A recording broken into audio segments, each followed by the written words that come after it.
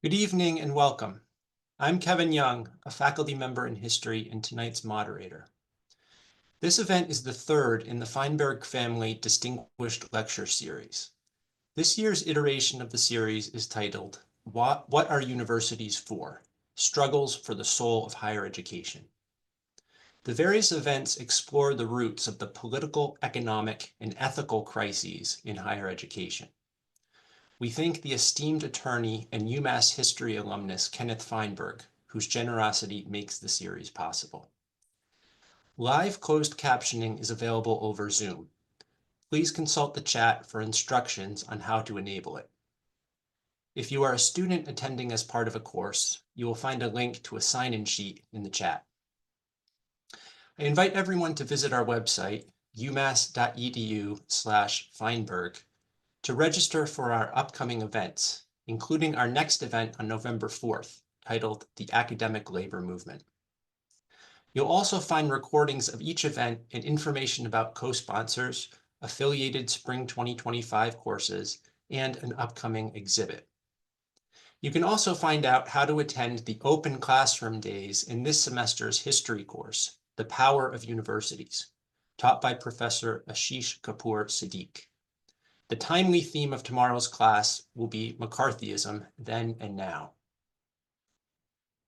Before going any further, I would like to acknowledge that UMass Amherst is located on the unceded homelands of the Pocumtuck Nation on the land of the Norwottuck community. Given this year's focus on the role of higher education in society, we might use this occasion to reflect on our university's contributions to Indigenous land dispossession, as well as the carbon pollution, war, and other forms of violence that continue to kill, impoverish, and make refugees of Indigenous and non-Indigenous communities around the world. We might also recognize the university's enormous capacity to help solve those problems. The series is an invitation to us all to reflect on these questions and to get involved in collective movements for justice and repair.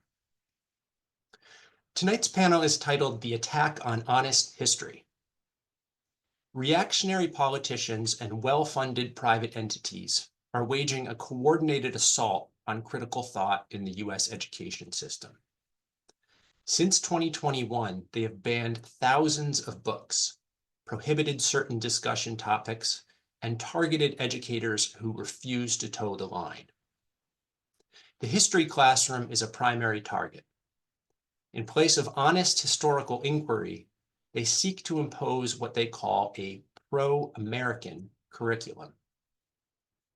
By this, they mean one that whitewashes the violence and oppression perpetrated by US rulers, and also erases the resistance by working people of all races, nationalities, genders, sexualities, and religions.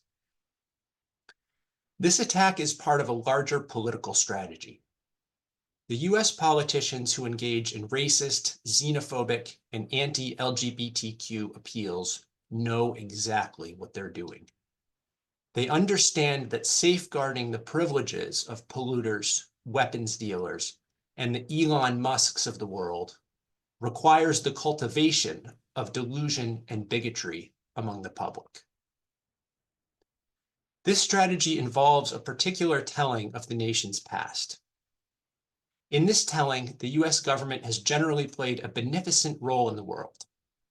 Slavery and the destruction of indigenous societies, when criticized at all, are but regrettable aberrations in an otherwise noble historical pageant.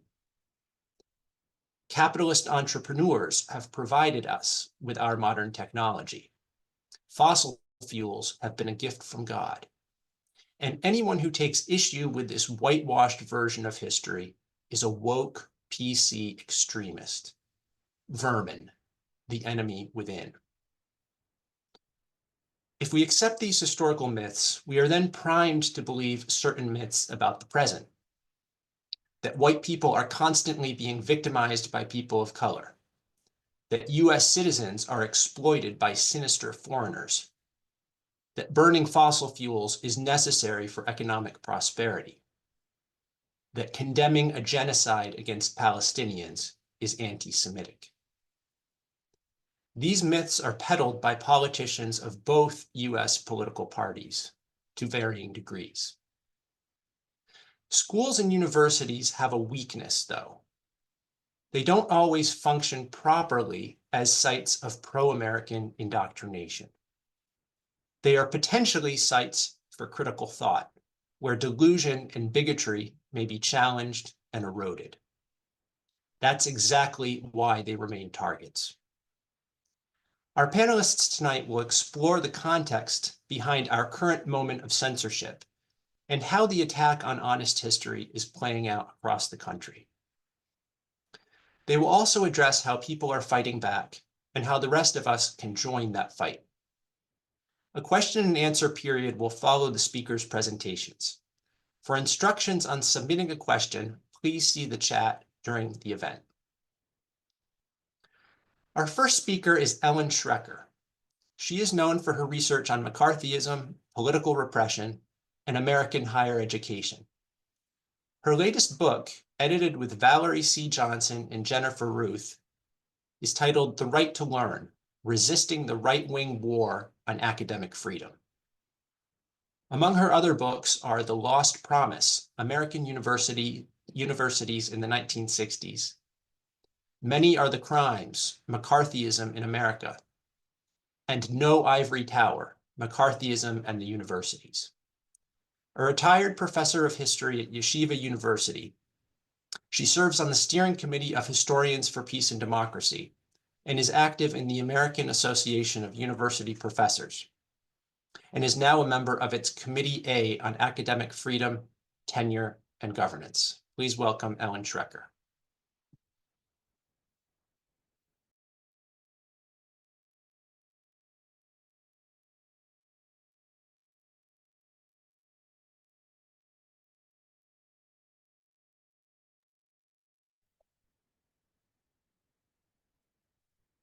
Thank you so much for that introduction. Okay, you can hear me. Thanks a lot for that introduction, and it's an honor to be a part of the Feinberg series, which is amazing, doing amazing work. Now, since I've done so much writing and talking and studying about McCarthyism in higher education, whenever there seems to be some kind of political threat to universities, I'm asked to how does it compare with what happened during McCarthyism? And I'm a trained historian thinking about nuance and context, and I usually say, well, it depends. These days, however, there's no more nuance. It's much, much worse. And it's worse for two reasons. First, because it's offering a much broader range, it's affecting a much broader range of activities on the nation's campuses. And second, because the academic community is in a much weaker position than it was during McCarthyism. So in order to give a sense for why today's attack on the university is so devastating, I'm going to offer a way oversimplified account of how the Academy's response to McCarthyism differs from that of today, or the political repression of today. In both eras, that political repression was propelled by networks of aggressive right-wing ideologues and their allies in the Republican Party who attacked universities as part of a really broader campaign. During the McCarthy era, those networks wanted to roll back the New Deal.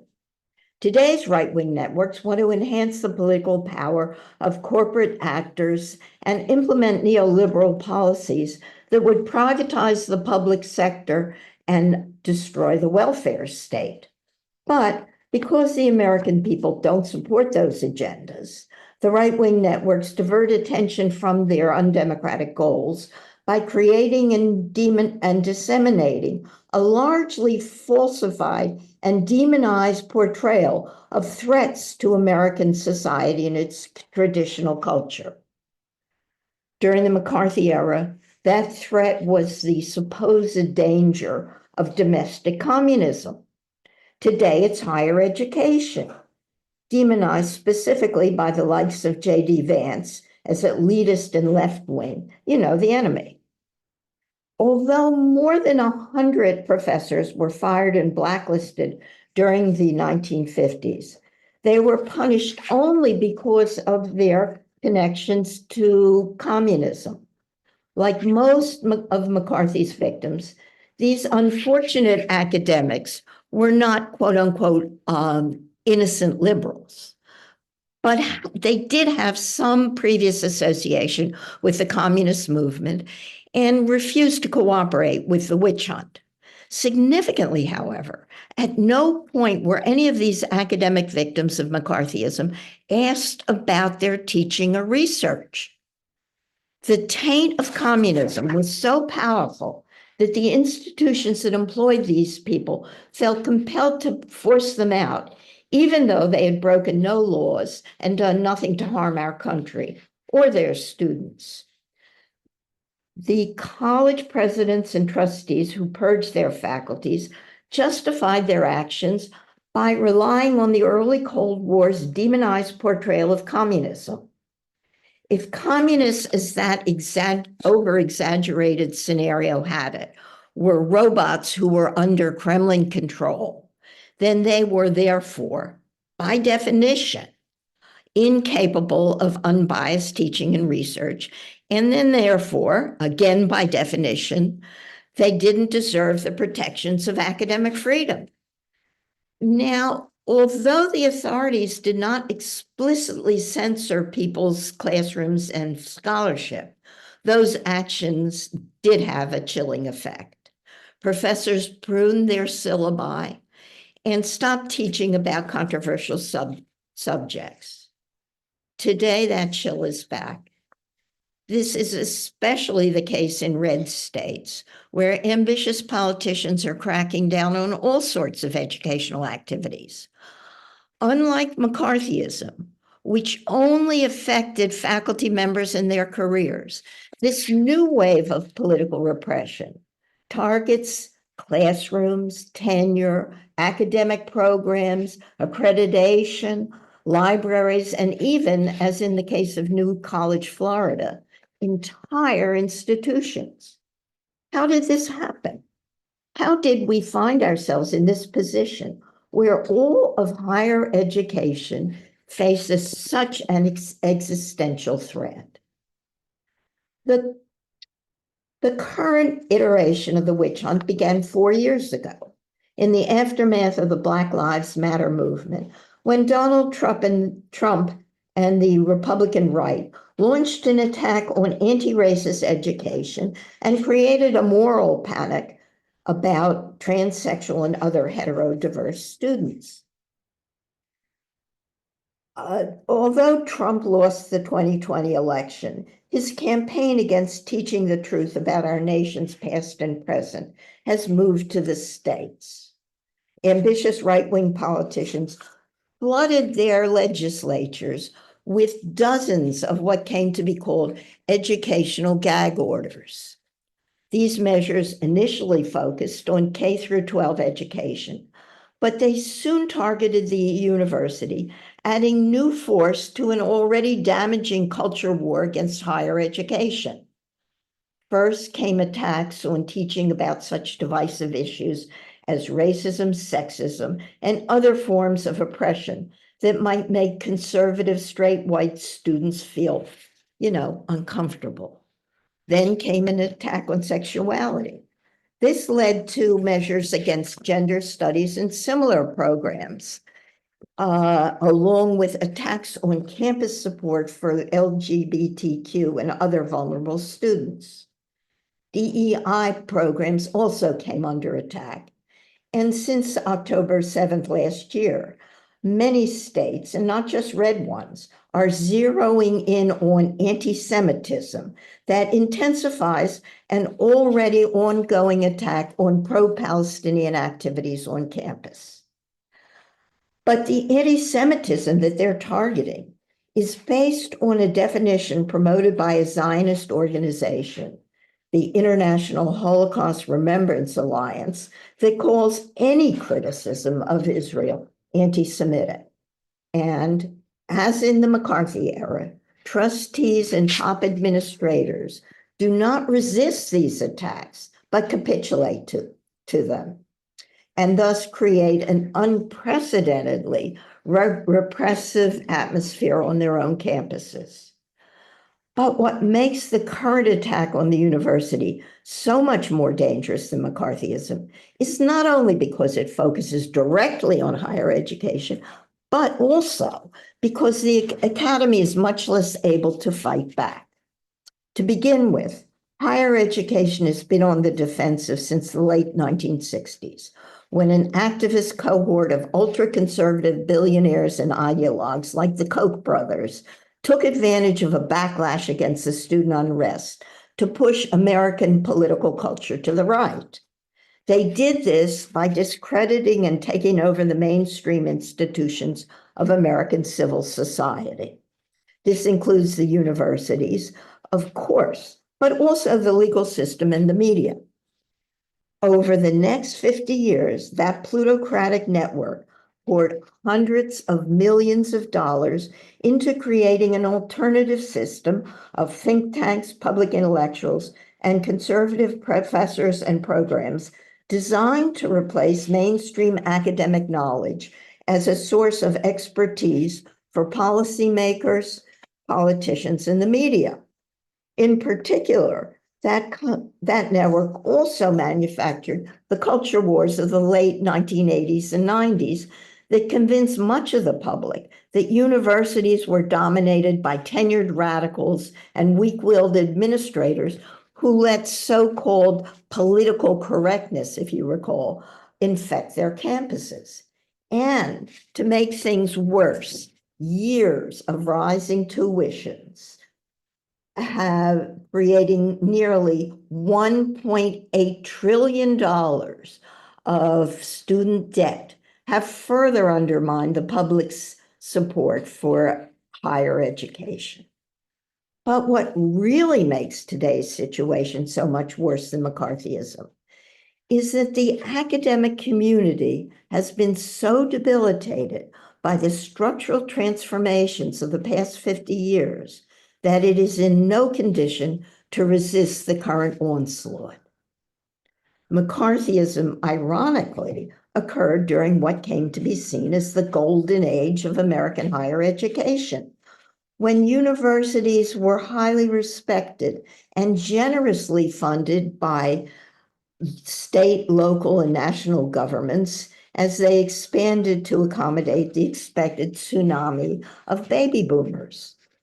20 years later, however, the combination of a backlash against the student movement and the economic crunch of the 1970s ended that unstinting support. As the Academy's leaders adjusted to a neoliberal regime of manufactured austerity, they focused increasingly on their bottom lines, while rejecting faculty input as quote unquote inefficient. As a result, they paid much more attention to attracting tuition-paying students and rich donors than to supporting the instructional side of the business. At the same time, administrations have grown so large that there are now more administrators on campus than faculty members. That's right, more administrators than faculty members. And especially after COVID, the quality of higher education has noticeably deteriorated. Meanwhile, the faculty's composition has been completely changed. Today, 75% of the nation's faculties consist of non-tenured track employees. These poorly paid part-time and temporary gig workers are as skilled and credentialed as their more secure colleagues, but they're treated like second-class citizens without offices or professional support for their teaching or research, and can rarely participate in faculty government, as if that still exists. Worst of all, They have no job security and thus no academic freedom. All too often, they're hired for a single semester, sometimes at the last minute, and can be fired or not rehired for any reason, for no reason at all. So naturally, they're the first to go whenever powerful outsiders want heads to roll. Their students and colleagues suffer as well. Because these contingent faculty members must often take additional jobs and are seriously overworked, they may not be on campus or have the time to give their students the attention they need to succeed. In addition, because these gig workers don't perform the service activities that are a part of a traditional professor's job, their tenured and tenure track colleagues are faced with an increasing load of time-consuming administrative busy work. In such a situation, faculty morale understandably plummets, and the relationships between trustees and top administrators on the one hand, and their academic employees on the other, become increasingly fraught. Under these conditions, how can today's atomized and demoralized academy preserve its integrity?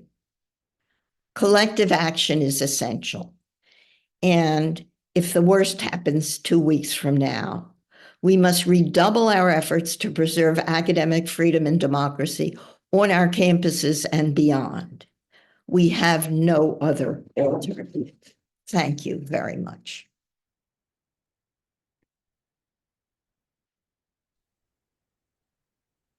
Thanks very much, Ellen, for that great historical contextualization of our current situation and some of the parallels as well as differences with the earlier period of McCarthyism. We're going to move ahead now to Jesse Hagopian. Jesse's African ancestors survived the Middle Passage and enslavement on plantations in Mississippi and Louisiana.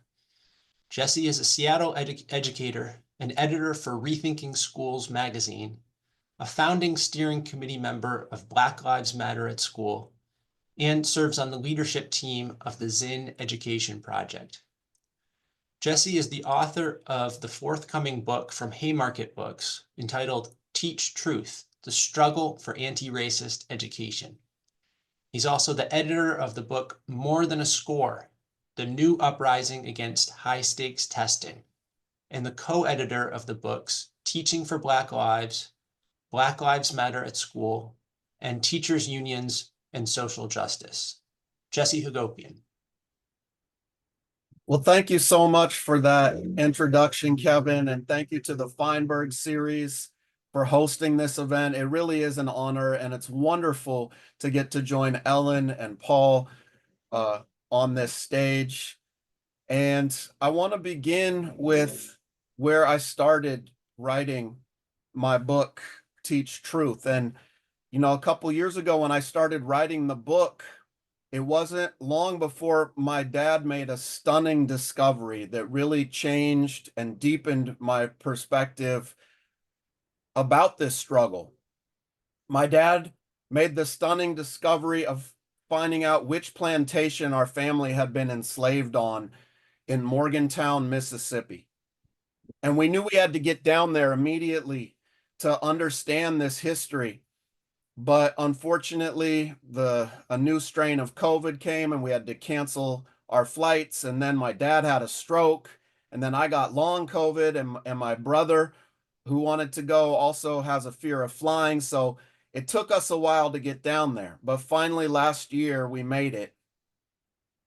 And it was an unbelievable experience to spend the time yearning to be down there to try to connect with our ancestors and seeing so many laws being passed, banning students from learning the history of enslaved people.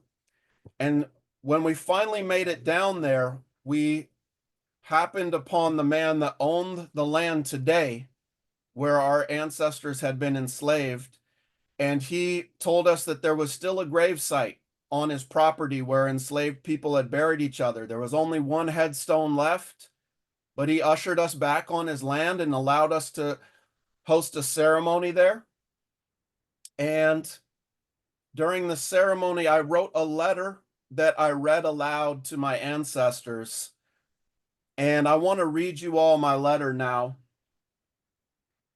because I think it says a lot about why I'm in this struggle. I said, "Beloved ancestors, many obstacles have been placed in the way of us returning to the land where you were enslaved, abused, and forced to work to enrich the white Lenoir enslavers. The pandemic, a stroke, a fear of flying, long COVID delayed our journey there. Before that, the education system withheld any knowledge of where you came from, the cruelty you endured, or the creativity and beautiful resistance you contributed to the world. The system of white supremacy used many tactics to deceive us and prevent our family from making this pilgrimage to where you were held captive and denied manumission. Despite the many obstacles and the plots to hide this place from us and deny us knowledge of this land and your existence here, we have found it. Your family has returned to claim you. We have returned to the forced enslaved labor camp that was politely referred to as the Lenoir plantation. We have returned to the place where you no doubt spent endless hours picking cotton and tobacco with the promise of the lash if you slowed down or refused. We have returned to the site of unspeakable horrors. But we have also returned to the place where you all dared to live, a place where you all had the incredible courage to love, despite knowing that falling in love could inflict a terrible pain when your beloved was sold away or worked to death. We are here. We are at the very place where you found ways to guard your humanity from those who thought it was possible to steal. We are here where you sang together, granted forgiveness to a friend who hurt your feelings, dressed the wounds of those who were injured, and held those in need of comfort.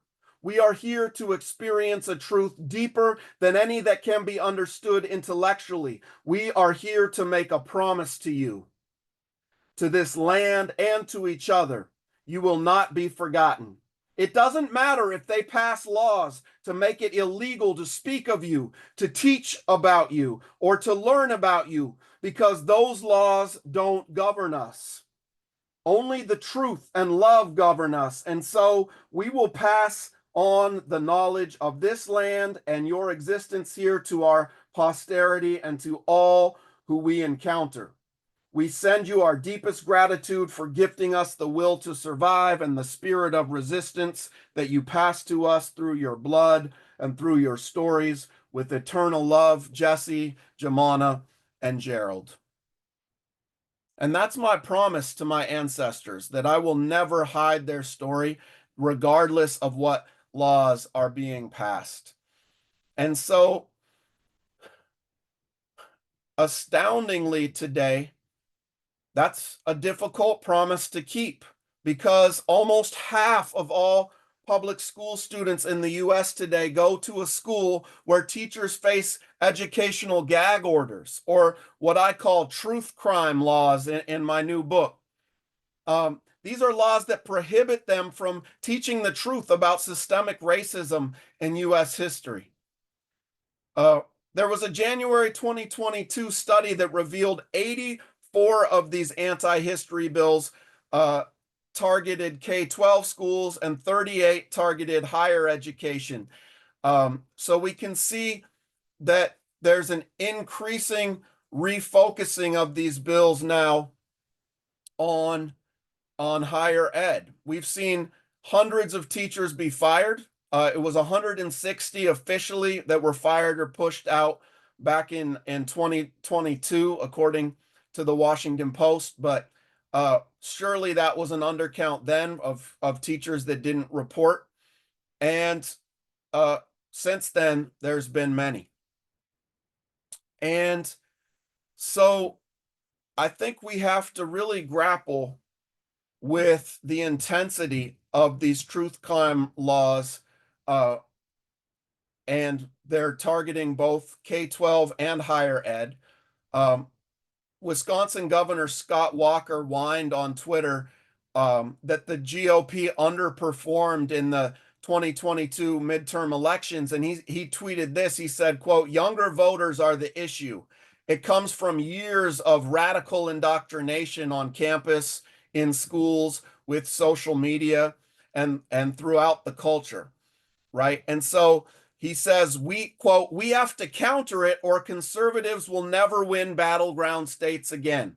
And that's one of their primary fears, is that because of the 2020 uprising, people gained a racial consciousness in this country that will no longer permit them to just succumb to the racist scapegoating that they use in their election tactics. And so they want to deceive the electorate, right?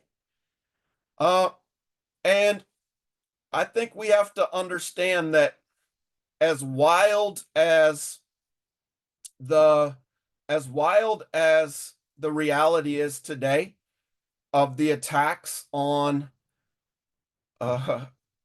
anti-racist education, I think the only way to really understand how over the top these attacks are is to look at the satirical newspaper of The Onion. Did people see this headline? I think it's absolutely incredible that teacher fired for breaking state's critical race theory laws after telling students she's black, right? Or this one, the satirical newspaper in Seattle, The Needling, said Florida bans LGBTQ from the alphabet, right? But as absurd as these satirical newspaper headlines are, the reality is actually more over the top. Did you see this headline? No, this is not a parody. Florida school district bans the dictionary. They actually banned the dictionary in Florida because, after all, it does have the word sex. It does have the word racism in it. Or this one, right? The official state curriculum today in Florida in 2024 says that slavery was of, quote, personal benefit to Black people. Not in 1824, not in 1924, in 2024. Absolutely incredible how far they've gone, where the reality is more absurd than the absurd newspapers. And why is this happening? I think there are three kind of levels that are driving the attack on anti-racist education, on anti-sexist education, on education that helps young people understand LGBTQ plus identity. And the first level, we looked at the election, and that's pretty much where the mainstream media stops in their analysis. They're able to understand that the Republican Party is using the attacks on anti-racist education to rally their base to the polls, right? But there's deeper levels for what's going on here. We also know that they're promoting this narrative that social justice teaching is about shaming white kids, and they're trying to drive families out of the public schools so they can privatize education with voucher schemes and charter schools, projects they've had in the works for a very long time. But I think there's a much deeper purpose besides the elections, besides privatizing education, and that is the project of epistemicide, or the destruction of knowledge and ways of knowing, especially knowledge and ways of knowing that are about resistance, that are about building a better world. And that's one of the reasons why critical race theory has come into the crosshairs of those in power. But while debates over critical race theory, I think, are ubiquitous in today's political discourse, the real threat to education demanding our attention, I believe, is uncritical race theory, right? Uncritical race theory is the term I developed in the book to describe systems of belief that deny or minimize the reality of systemic racism, ultimately reinforcing existing racial power hierarchies, right? So uncritical race theory can take different forms. Some of the proponents are liberal, some are conservative. Its proponents may deny that racism exists at all, or they may argue that it primarily victimizes white people, or they may dismiss any systemic analysis of racism for an interpersonal understanding, or they just believe in colorblind ideology. Hoping that racism would just disappear if people would stop acknowledging race as a category, right?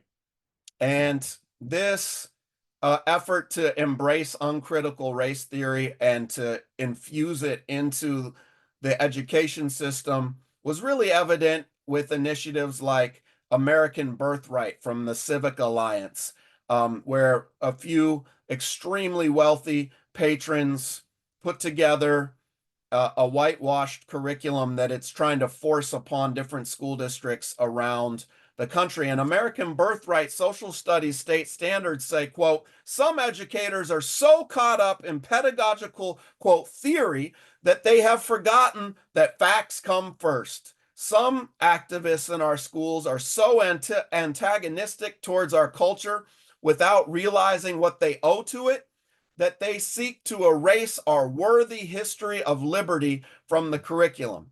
And this is how uncritical race theory works, right? They want to train you to believe that the only way to understand America is that it has a, quote, worthy history of liberty. That's the only natural and objective way to view history, and dismissing any critiques of racism as, quote, political or quote, merely a theory, right? Ironically, they substitute their own ideological theory for the critical perspectives they reject, right? And so uncritical race theorists demand really a sanitized telling of US history where the United States was delivered by the stork, right? And they would rather we not look any further into how this country was made, lest it offend delicate sensibilities. After all, many of the post-truth school laws explicitly ban anything that may cause, quote, discomfort, right? And we see this in so much of what the policy that they put forward is. And I think, as Ellen said, the key to challenging this is a collective response. And I want to urge everybody to join the Teach Truth movement. You can go to the Zen Education Project and find our Teach Truth campaign there. You can sign our pledge to teach the truth. And every year during the second week in June, we have the National Teach Truth Day of Action, where hundreds of teachers from around the country have come together to plan walking tours, tabling events, speak outs, banned book swaps, to challenge these laws, to link arms and to fight back. And I hope you'll join us in that struggle for a whole different society. And I'll just end with a quote from one of my favorite educators, Septima Clark. She said, I believe unconditionally in the ability of people to respond when they are told the truth. We need to be taught to study rather than to believe, to inquire rather than to affirm. Thank you.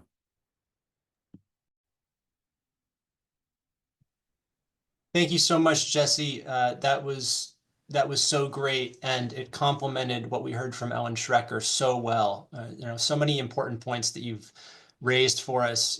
Pointing to the absurdity of the right-wing attack and the ideology, the ideological view of history that they are trying to impose, and also pointing us to some of what is at stake in these battles over classroom curriculum. And then also talking about collective resistance, which I know we've already started to get some questions about that, and I suspect that our next speaker is going to have something to say about that as well. So now we'll turn to Paul Ortiz. Paul Ortiz is a professor of labor history at Cornell University. Between 2008 and 2024, he was a professor of history at the University of Florida. Paul's book, An African American and Latinx History of the United States, was identified by Fortune magazine as one of, quote, the 10 books on American history that actually reflect the United States. His book, Emancipation Betrayed, was the recipient of the Harry T. and Harriet V. Moore Book Prize from the Florida Historical Society. He's also a consultant and narrator for John Leguizamo's American Historia docuseries on Latino history, which will air on PBS this fall. Paul was also a consultant and narrator for Henry Louis Gates Jr.'s The Black Church, which premiered on PBS in 2021. Paul Ortiz.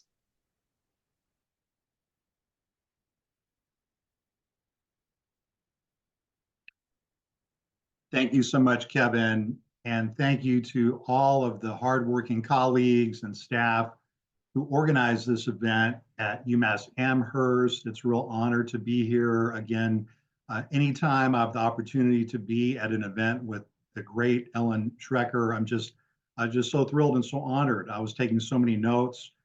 Professor Schrecker has been a beacon of truth, a historian without peer, a role model and a friend to so many of us. And I'm just so grateful to also be in this panel and to get to know Jesse's work. So thrilling and inspiring. What a moment we live in.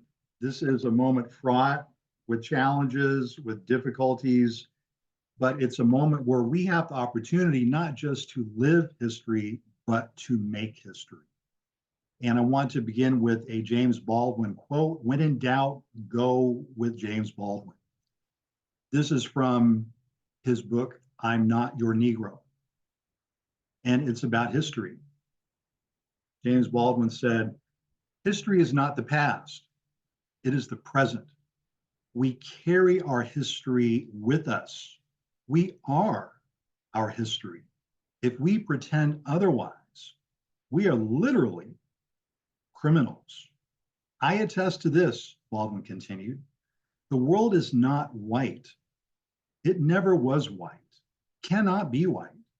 White is a metaphor for power, and that is simply a way of describing Chase Manhattan Bank.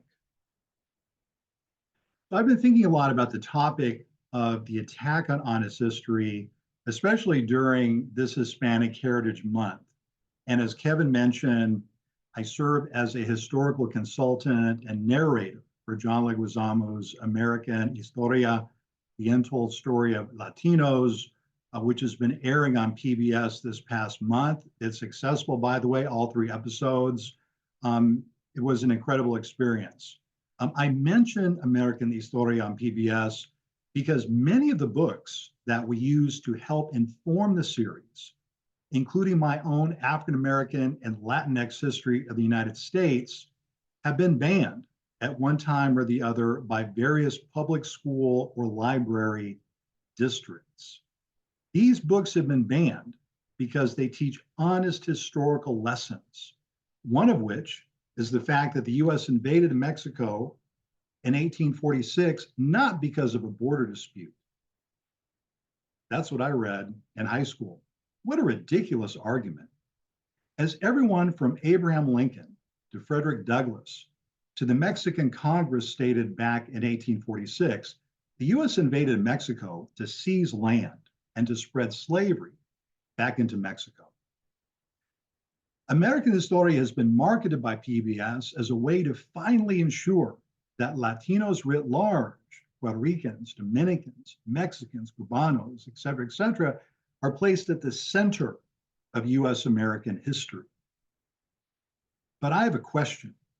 Since Latinos have been in this country before most Anglos and have fought in every war from the American Revolution onwards, why did we have to wait until 2024 to place Latinos at the center of the US history narrative? This brings me to the first of my three central arguments. The attack on honest history is nothing new. The whitewashing of US history began in the opening years of the founding of this republic and has been ongoing. I'm teaching the Introduction to Labor History class at Cornell University this fall semester. When I ask my students what they know about Shays' Rebellion or the Whiskey Rebellion, or even if they know why the American Revolution started, I know before I ask the question, they know very little because they've been told very little about those crucial events in early US American history. The point appears to be, don't allow our citizenry even to understand the deep gendered, racial, class conflicts that formed the invention, the creation of this republic, and have been an ongoing struggle between the many and the few, to borrow language used by James Madison, Alexander Hamilton, and others. This brings me to my second argument. To paraphrase a venerable song from the labor movement, there are no neutrals in this struggle. One is either for honest history or one is for dishonest history.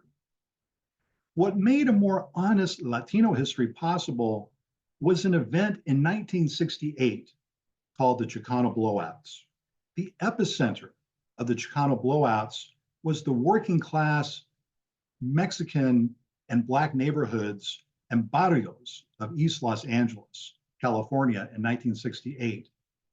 Over 15,000 predominantly Chicano students walked out of their classes and struck in support of a more inclusive history, bilingual education, the hiring of more Mexican American teachers, equalization of teacher pay, treating the students with respect instead of treating them like cogs and juvenile delinquents, and in general, a more democratic education. That's what the Chicano Blowouts were about in 1968.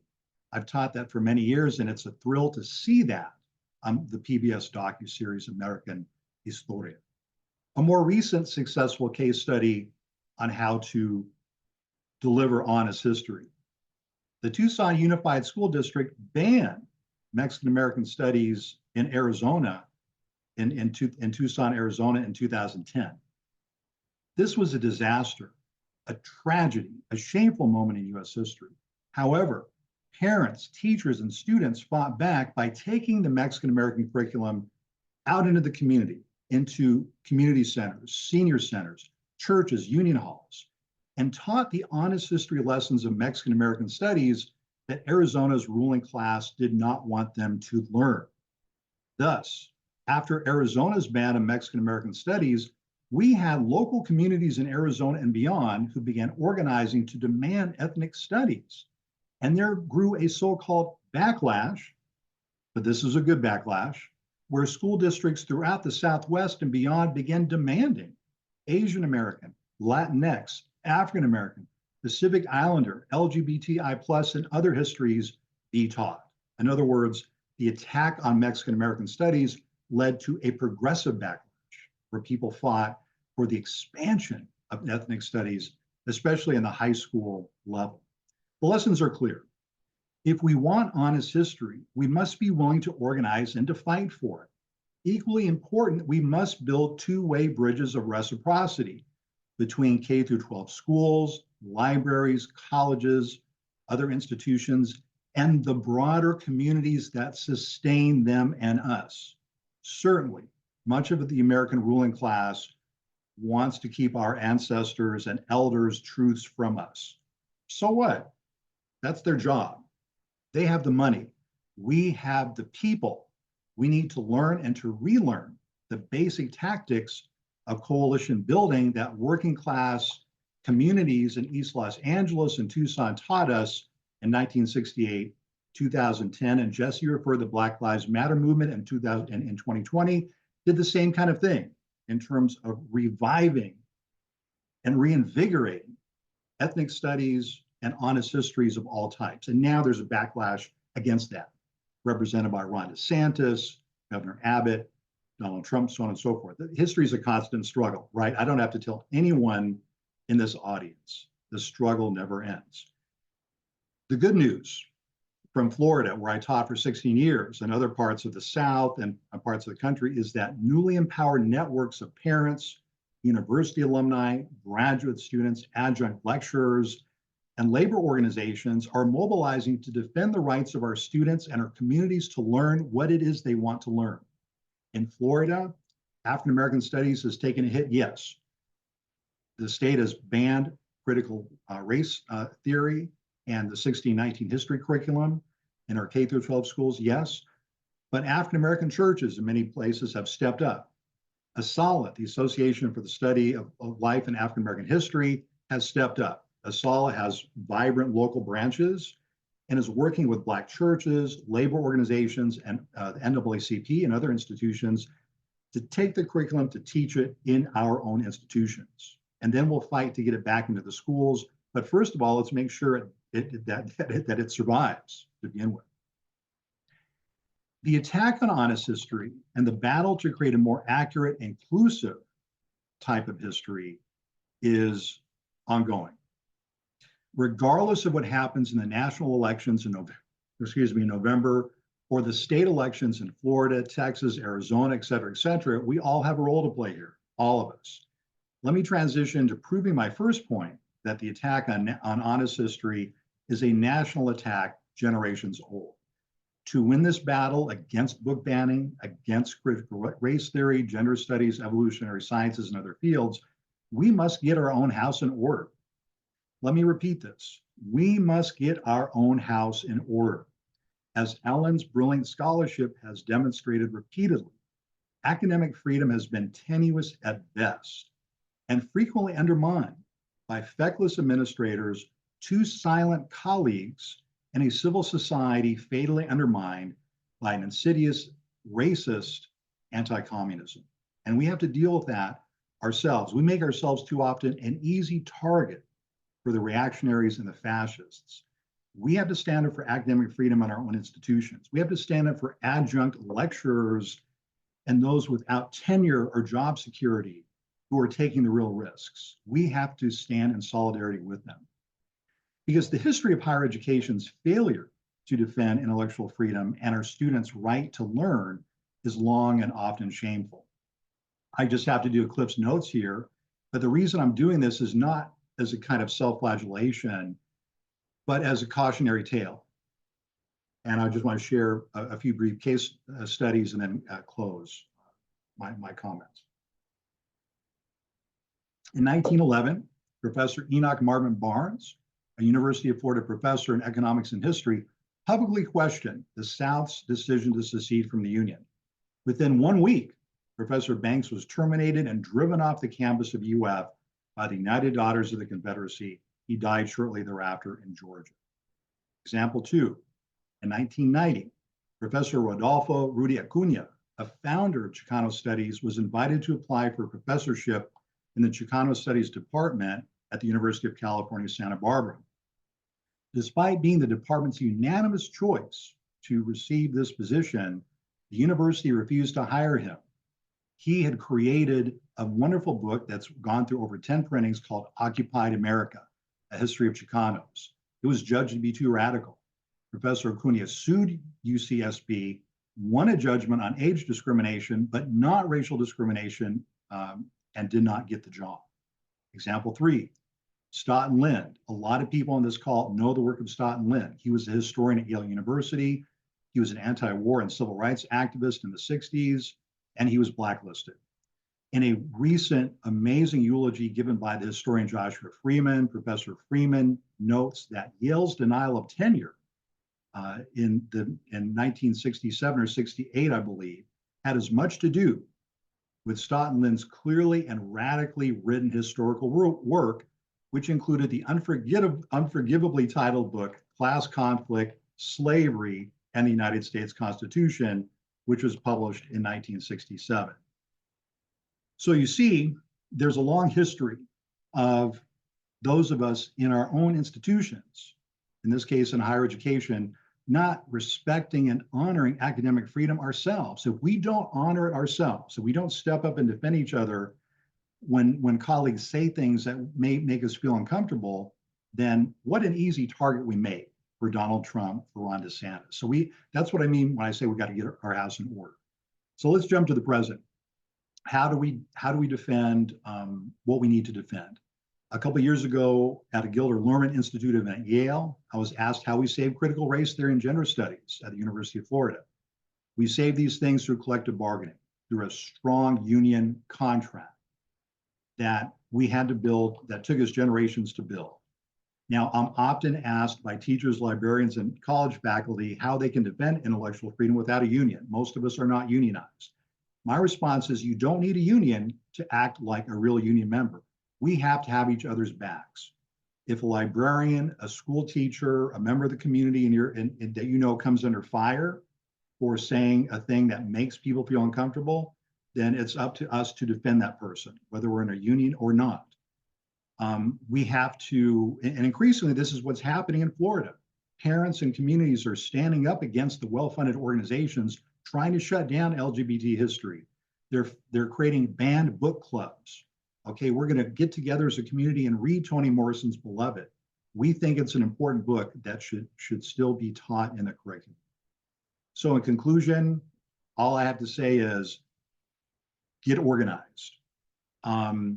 There's so many other things I could say. We have to end what's known as the Palestine exception, what Dr. Stephen Salita calls the Palestine exception, and I think Ellen alluded to this.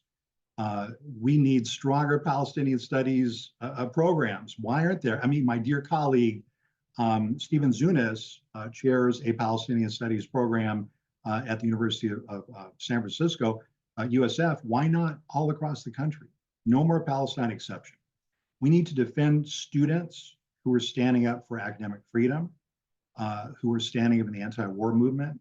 We need stronger professional organizations that insist on freedom of thought, freedom of inquiry, freedom of association.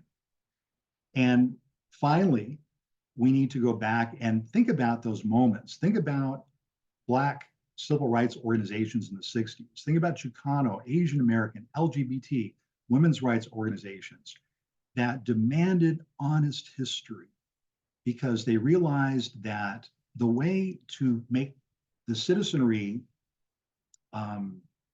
culpable or pliable or manipulated is to deny them the history that teaches them that they can make history. They don't have to wait for the strong man to tell them what to do. They don't have to wait for the leader to tell them what to do. We can create history in our own communities. The reactionary right thrives on a sense of powerlessness, of fear against the other, fear against the immigrant, fear against the unknown. But honest history opens up new pathways of understanding. It shines light on hidden areas of US history that, again, the rich and the powerful don't want us exploring. So I'm so grateful to be here this evening. I look forward to question and answers and to continue learning with all of you. Thank you. Thank you, Paul Ortiz. That was fantastic. And I'm really appreciating how the three presentations have complemented each other so well. And particularly, Paul, with the focus that you place on collective resistance, right? Not limited to labor union resistance. I love that line that we don't need to be in a union to act like a union member. And calling our attention back to those prior eras of struggle, particularly in the 1960s and 70s, and reminding us that there are some precedents for what we are trying to do. So we have a number of questions that have arrived. Whole list of them here. So we have a good chunk of time left, about half an hour. Again, I remind everyone in the audience, if you want to ask a question, please do so. We won't be able to get to all of them, but we're going to do our best. All right, so this question is open to any panelist. So the questioner starts out in Spanish, sigue la lucha, right? The struggle continues. I'm a proud UMass STEPIC alumnus. That's the Social Thought and Political Economy program for those unfamiliar. And I work as a Spanish educator in a public middle school in Massachusetts, doing my part to teach truth.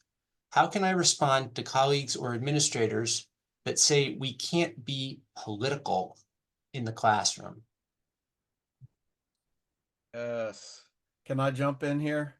Yeah, That, go for it, Jesse. yeah, you hear that a lot, right? And that's one of the main right-wing talking points. Don't be political. And I kind of alluded to this in my opening remarks, right? Because they say that teaching anything that's honest about U.S. history, the fact that the country was founded on enslavement and was founded on genocide of native folks, they call that being political, right? So they want to shut down that voice. And in fact, we have to reveal how their rhetoric is political, and teaching is political. It reveals points of view. And so the question is, are we going to hide the truth about the U.S. History, or are we going to be honest about uh, what occurred? And so there's no escaping that. And I would just say that it's difficult.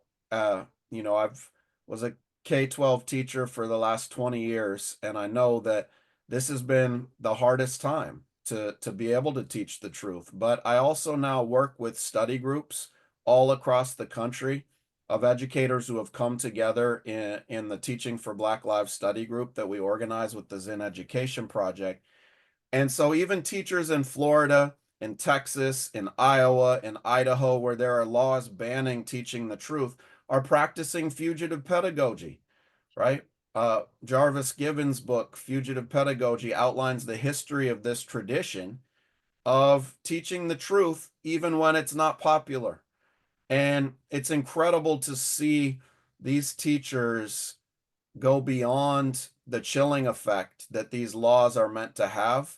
When they come together in a collective study group, they reinforce that they can teach the truth together, that they'll have each other's back, and they've continued to do this work, and it's inspiring and encouraging. One thing that strikes me is that in higher education in particular, there's a new emphasis on quote unquote institutional neutrality, which is used, of course, to suppress the left and is used in particular to hide the fact that there's never been institutional neutrality, that all of educational institutions in the United States have been political in one way, usually supporting the status quo, right? So one can say, well, all education is political, and maybe that's true. And as we once said in the feminist movement, the personal is political, and certainly the educational is political as well. And we need to accept that and be honest as we're talking about today. Yeah, I think there may be fields where, you might be able to dodge politics. I don't know what those fields would be, but I know certainly in history, my labor history students are finishing up a wonderful book by Paul Krause called The Battle for Homestead. And it's about the Homestead lockout that really defined generations of the labor movement after the 1890s. And it's largely a book about technology. And you would think a book about technology in the transition from iron to integrated steel production would be kind of boring, but it's full of politics, because what Professor Krause teaches us is that the technologies that managers developed to create an integrated steel industry were designed to take power from workers. They were designed to de-skill, to de-unionize entire industries. And then steel magnates like Andrew Carnegie used divide and conquer techniques to divide the working class, to pit black workers against white workers, to pit Hungarian workers against Jewish workers, to divide and conquer. So it's hard, even in kind of top-down technology, industrial history, to be non-political, because the protagonists were political from the beginning. I mean, I love reading Alexander Hamilton, for example, but he was an elitist. He hated ordinary people. He made it clear he hated Native American people. He was very political his entire career. But the thing about it back then was, I have to say this. This is an overgeneralization. The racists back then, I think, were a little more honest than they are now. Because back then they just said if they didn't like Native Americans or African Americans or Mexican Americans, they just said it. Now they use terms like institutional neutrality, right, Professor Schrecker? And then they arrest our students who stand up for freedom of speech. Yeah. Thank you all for that. So a lot more questions coming in here. There is another question kind of in the same thread directed toward Paul, although I imagine that Ellen and Jesse, you may also have thoughts. Can you elaborate on your statement? You're either for honest history or not for honest history. And I kind of want to tack on an addendum of my own to this. You know, I'm thinking about the fact that there are clearly certain historical truths that are beyond dispute. And we are insisting that an honest history needs to recognize those, and certain things are not debatable, right? We're not going to debate whether the Holocaust happened. We're not going to debate whether slavery happened, and so on. And yet, as critical educators, we want to foster critical thought, debate, and disagreement within the classroom. So as educators and as historians, how do the three of you navigate this tension between wanting to hold firm on the things that we know to be true and allowing and encouraging the space for disagreement of interpretation about the past? Yeah, by saying that, of course, I'm trying to be provocative. And I understand, though, that there are many shades of gray in history and really any field of inquiry. And what I mean by this statement, just to clarify, is that we have to keep an open pathway and allow our students to run with it. And so you give them a case study, you gave them a story, and we have to allow them to make up their minds, to learn how to study history. And yes, there are certain facts about slavery, about the Holocaust, about misogyny, about transphobia that to me are like non-negotiable, right? But between that and other things, there's a lot of area to explore. I mean, let me give you one example. So when we talk about the U.S. invasion of Mexico, on the one hand, it's really beyond dispute why the U.S. invaded Mexico in 1846. What's interesting is the split in popular opinion. Why did certain people support the invasion and why did others not support the invasion? And that's, again, where students can really, just kind of run with it and kind of come to their own understandings about history. I just think that there's so much gatekeeping that goes on now. It's very depressing to me because I see high school students, and I'll be honest with you, again, it could be because I have the PBS docuseries in my mind with the Chicano blowouts and Black Lives Matter and the critical role that played in really reviving ethnic studies. It's high school students that are really on the cutting edge now, more so even than university students. It's high school kids. I work with school districts all across the country where school districts, not all of them, but a lot of them are changing curriculum even as we speak to be more inclusive. Connecticut is a wonderful example. Afro-Latino middle school and high school students went to the state legislature a few years ago and said, our people have been in Connecticut for 2 centuries. Why on earth is there not anything about us in the Connecticut state textbooks? And if you saw that testimony, I mean, I cried. It was so moving. I couldn't imagine doing that kind of thing and giving that kind of testimony when I was in middle school. It reminds me of something one of my retired history professors, Peter Wood, told one of my classes on slavery a number of years ago.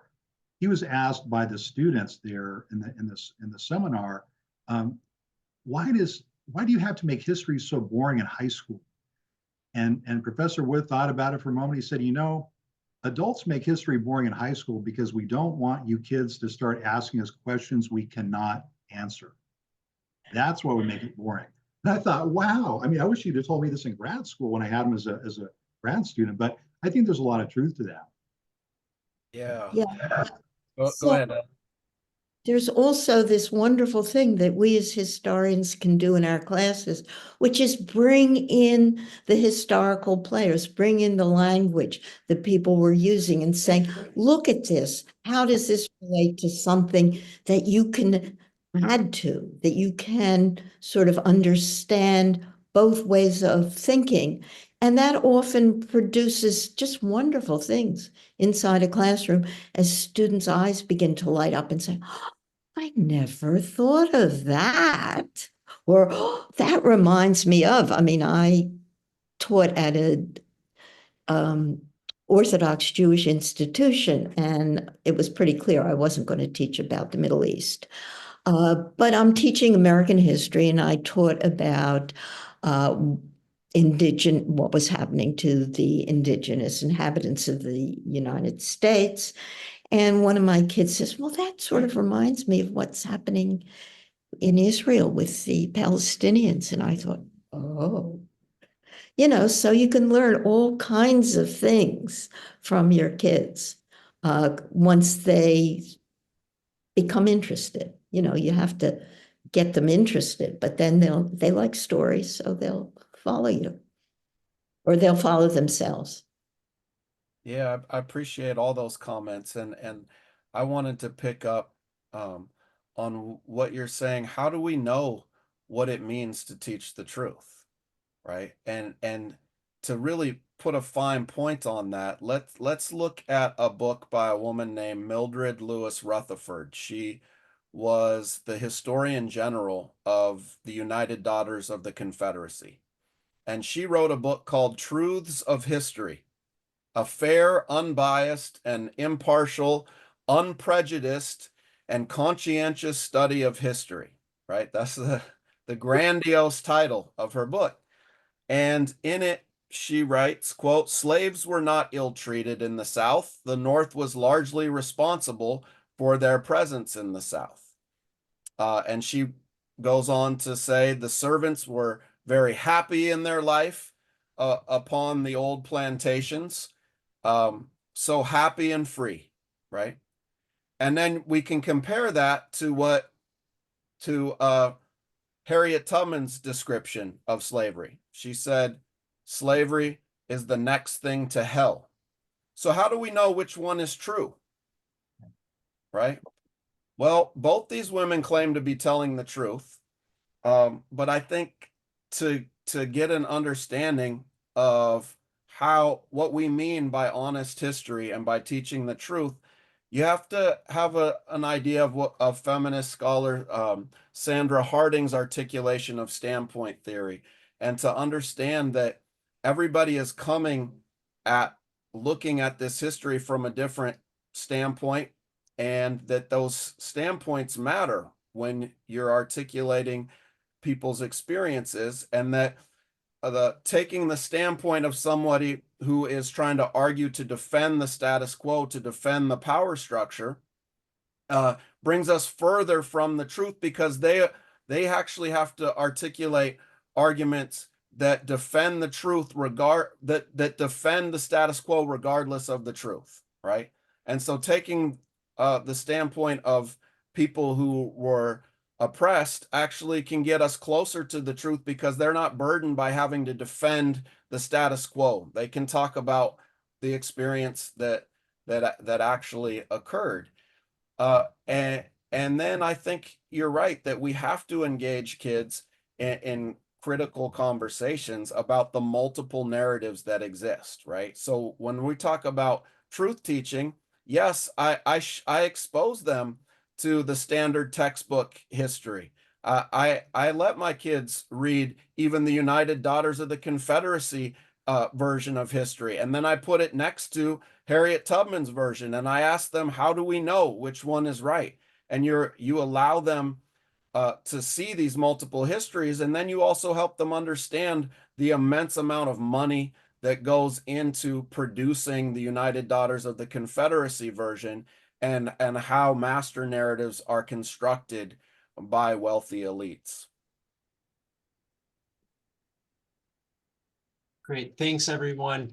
So I'm noticing we have a number of different questions on a similar theme. And this question relates to collective action and resistance. People want to know what we can do.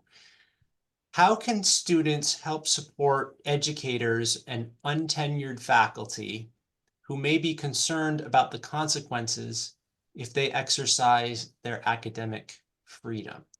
And I'm gonna ask a second question, which is directed at Ellen, but Paul and Jesse may have thoughts on it too.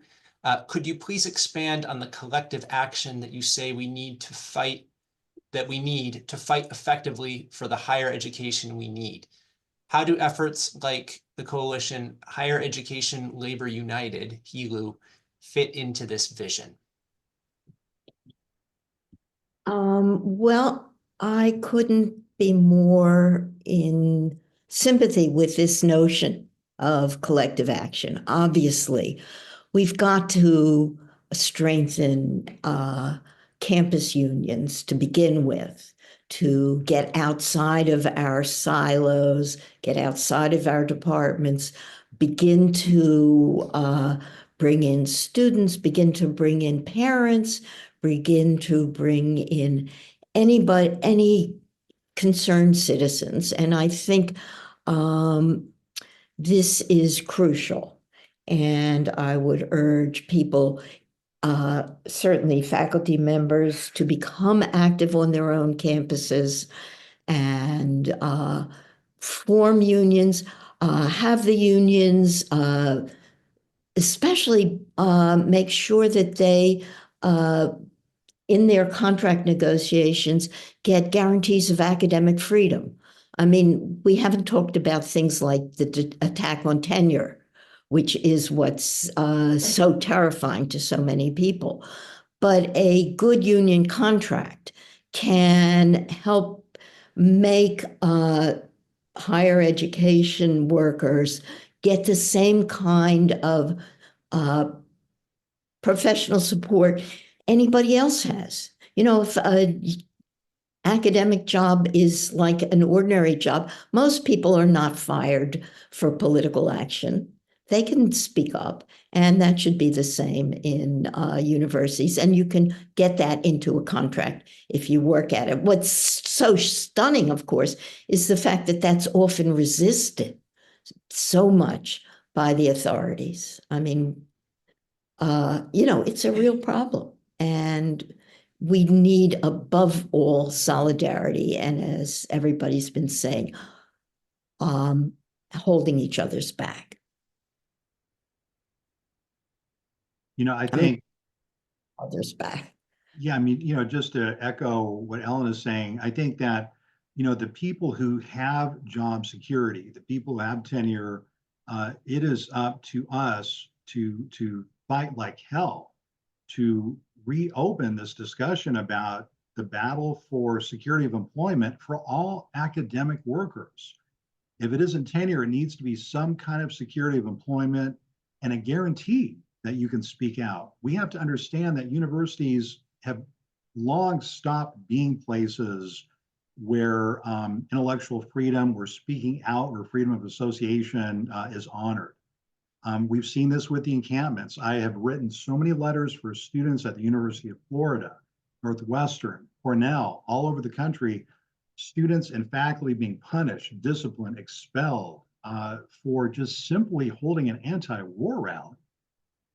And so that's part of what it means. It's easy to get in this fight. That's the thing. You don't have to look for the fight. It's there right in front of you. But I think just to echo something that Ellen mentioned, in a first contract, yes, demand a strong academic freedom article. And short of that, for all workers on campus should have security of employment. Look, it's time for my profession, especially now, I'm talking to historians, right? We need to stop talking like we're the steel industry and it's 1982. Our universities are not going to move and leave the country. They're here for the long haul. We need to start acting strategically like that and hold them to a much higher account. We need our professional associations to start acting like our real professional associations and demand security of employment, demand an expansion of the job market. Look, we have to turn away thousands of students every year at every one of our universities. And I read a newspaper and I say, oh, there's what's the future of higher education? Well, more people than ever want to get educational credentials. The difference in lifespan between someone who has a bachelor's degree and doesn't is now 8 years. So you can't tell me that higher education is somehow endangered in that sense. More people want to go to school than ever. So let's expand the opportunities. That, to me, that's a part of it. And the last thing I'll say, if you're a student or a parent, encourage your students to write strong letters of support for instructors, for grad students, for lecturers that they've enjoyed taking courses from. Because as a person who writes a lot of personnel letters, I see cases where a university will take one comment out of 50 teaching evaluations, and if that one comment is negative, they'll use that to cherry pick and attack a professor or a lecturer or a grad student. So encourage students to write, if they like a professor or a lecturer or grad student, give them props. Make sure their chair, the chair of that department, and the dean of that college knows that they appreciate that faculty or teacher. And the same thing is true in K through 12. Yeah. Collective action is really the key because nobody's coming to save us. It blows my mind that the Republican Party has identified attacking honest education as their #1 priority for re-election, organizing groups like Moms for Liberty and these AstroTurf organization. And then the response by the Democratic Party has just been crickets. Sometimes they'll say, we're critical race theory isn't taught in schools, is what they just say over and over again. But when the Republicans have said that any anti-racist teaching is critical race theory, that it comes across as disingenuous to a lot of parents, right? And then just saying it's not taught doesn't answer the question, should it be taught? Should we be teaching anti-racist education? Should we be teaching honest history about enslavement and genocide, about the legacies of structural racism? And that question has gone unanswered by the vast majority of political operatives and elites at the top of the Democratic Party. So if this, they could call a rally tomorrow and it would have hundreds of thousands of people across the country rallying against these bills, but they're not going to do that. So we have to do that. And that's what the Teach Truth movement is all about. And we had thousands of educators over the last few years join us on our National Day of Action that you can get involved with in June. The African American Policy Forum organizes the ongoing Freedom to Learn campaign. That's an amazing resource for people who want to get involved in this. Also, Race Forward's Heal Together project is for parents and community members that want to get involved with this. And we've had some really creative, forceful actions that we need to build on. I think one of the most beautiful actions people have done is the historical walking tours. So not just having your regular rally and speakers, but meeting at a site in your community that has some significance to the Black freedom struggle or struggles for anti-racist education. Like in Michigan, some of the teachers and students got together and met at the train tracks where Malcolm X's dad was lynched. And they held a speak out there, how if this law passed in their community, they wouldn't be able to teach the truth about what happened to his dad, right? Because that would be looking at the legacies of racism in the US. And then they marched to the nearby hospital where his father died, and they handed out banned books to the kids in the hospital, right? And these kind of creative actions help build their resistance and force the politicians to see the vast majority of us who believe in honest history. Well, thanks to all three of you. We just have a few minutes left. I suppose we could do one more go around if anyone has any further resources you would like to recommend that you haven't had a chance to mention yet. There is one question in the list here I'm seeing about, can you suggest some resources that offer multiple perspectives on difficult histories? For example, I'm currently reading Side by Side, Parallel Histories of Israel-Palestine. So maybe just a quick 60 seconds for each person if there's anything else you want to publicize to us or encourage the audience to do. Ellen, why don't you go first? Okay, well, I just co-edited a book called The Right to Learn, which has a whole bunch of essays on the current situation, as well as the organization both you and I belong to, which is Historians for Peace and Democracy, which on its website has an archive of the current, what can I say, violations against the truth that's out there that we can use to fight back, that we can use as a basis of saying, look at these things that are happening today. We've got to organize on our campuses, organize teach-ins, teach about it in our classes. I mean, you know, these are our first lines of defense. I'm retired now, so all I can do is try and send letters to the editor. But I think it's very important to begin at home with your department, with your colleagues, and move out from there. But above all, collectively, we can't afford individual heroes. We have to work all together.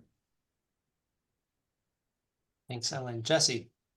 Yeah, I would recommend a few resources. The Zen Education Project has over 170,000 educators across the country who are registered at our website to get a people's history lesson. And these lessons are interactive lessons where the students reenact the real debates, the meeting houses, the civil rights youth organizing meetings, and they actually come to a deeper understanding that history is created by ordinary people who had to learn lessons and debate the issues through. And I highly recommend the Zen Education Project website for our free downloadable people's history lessons. I have a new book coming out. I hope everyone will pre-order Teach Truth, The Struggle for Anti-Racist Education. That really goes through what the purpose of these laws banning history are and details the Teach Truth struggle. And lastly, I'll just say I'm editing another book right now called Teaching Palestine that really gets into detail about the attack on teachers who want to teach the truth about Palestinian history, and gives teachers concrete lessons and ways to begin to teach the truth about the colonization of Palestine in their classrooms. Jesse. Paul. Yeah, I think all the resources that have been mentioned, I'm a huge fan of the Zen historical resources. I've used them with high school students. They're just in college and they're wonderful. And I also wanted to share that our colleagues in the American Social History Project have just finished and created the 4th edition of Who Built America. It's an amazing U.S. history textbook. It's told from working class perspectives. It allows students to approach history from a working class perspective, understanding there's more than one perspective. It has free links to chapters that start in colonial America. But this is a new kind of history, Kevin. This is not just like the founding fathers and the big people. These are the indentured servants, the enslaved African Americans, women textile workers, and the focus is highlighting their voices. I dropped the link to the text, and it's free. It's incredible to me. Our dear colleagues at the CUNY Graduate Center have worked so hard in the American Social History Project. Who Built America was the text I cut my teeth on as a grad student teaching the U.S. History Survey. And again, it gives the U.S. history from a different vantage point, from working class perspective. So lots of incredible resources we have to work with, right? Well, thank you so much to all three of you, and for everyone who's attended today, asked questions. It's too bad that we didn't get to all of the questions from the audience. There were a lot of really thoughtful and provocative things coming in. We did get to some of them, though. So I want to say thank you to our three amazing panelists tonight, Ellen Schrecker, Jesse Hagopian, and Paul Ortiz. And you know, it's no secret that this is a really stressful time for a lot of people for a number of reasons, not least of which is the election coming up on November 5th. And I think one of the implicit takeaways from the discussion today is that regardless of what happens on November 5th, the fundamental problems that you all have been discussing tonight are not going away anytime soon. So irrespective of the outcome, there's still going to be a lot of work to do. There's a lot of collective work that we all need to be doing. And I think the panelists for tonight have given us some great and concrete ideas for how we can all be involved in that movement. So on that note, thank you to everyone once again, and take care. Thanks so much.